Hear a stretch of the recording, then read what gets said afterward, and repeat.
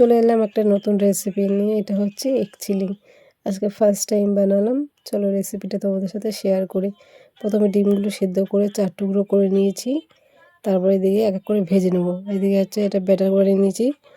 2 চামচ কর্নফ্লাওয়ার, একটু ময়দা, নুন, হলুদ, লঙ্কার গুঁড়ো, একটা ডিম দিয়ে ভালো করে ফেটিয়ে তার মধ্যে একে ডিমগুলো দিয়ে চুবিয়ে তেলের মধ্যে ভাজছি। ভেজে এবার সব তুলে নেব।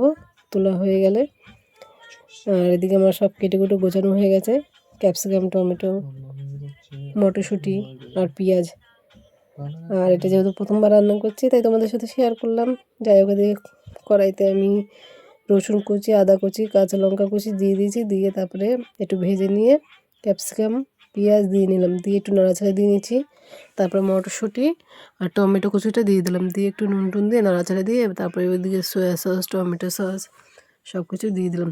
দিয়ে বেশ ভালো করে নাড়াচাড়া দিয়ে এটা দিয়ে বেশ মজে যাবে। তারপরে একটু জলটা দিয়ে দেবো।